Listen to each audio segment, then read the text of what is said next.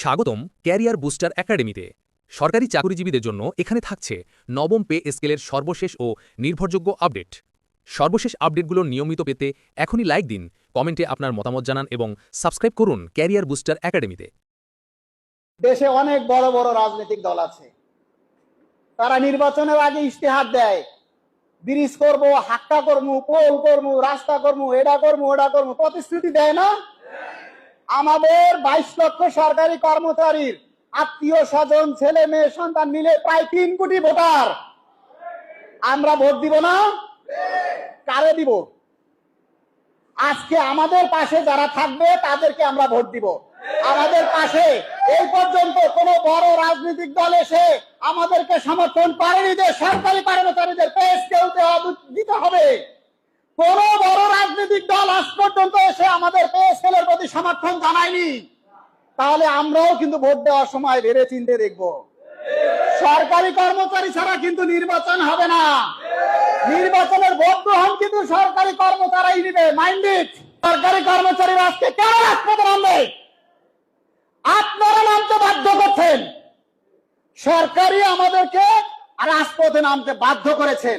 আপনারা সরকারের প্রতি কর্মচারীরা আজকে আস্থাহীনতায় ভুগছে। এই আস্থাহীনতা আপনারাই তৈরি করেছেন।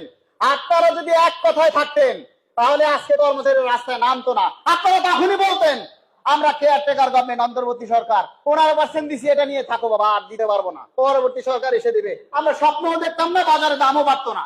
1:4 অনুপাতে গ্রেড সংখ্যা কমিয়ে 12টি করে সর্বনিম্ন 35,000 টাকা দিয়ে গেজেট প্রকাশ করতে হবে। 8,250 টাকার স্কেল যদি 2020 সালে পে স্কেল হতো তাহলে নরমালি এটা 16,500 টাকা হতো। 2025 সালে পে স্কেল হলে এটা 33,000 টাকা হতো। আমরা দুইটা স্কেলের সমন্বয় করে 35,000 টাকা চেয়েছি। বেশি চেয়েছি? তাহলে কেন দিবেন না?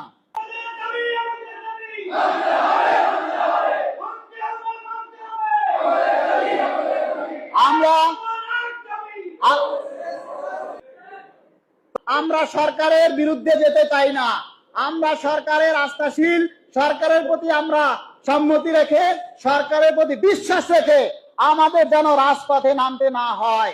আগামী দিনে আমাদের যেন অফিসে তালা ঝুলাতে না হয়, রেলপথ যেন বন্ধ করতে না হয়, এই লঞ্চ স্টিমার যেন বন্ধ করতে না হয়, এটা আপনারা খেয়াল রেখে 15 ডিসেম্বরের মধ্যে গেজেট বাস্তবায়ন করবেন।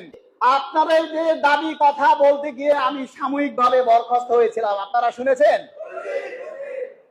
সারা দেশ থেকে প্রতিবাদের ঝড় উঠেছিল। সেই প্রতিবাদের কারণে 1 সপ্তাহের মধ্যে আমার সেই সাময়িক সাসপেনশন মানে প্রত্যাহার করতে বাধ্য হয়েছে।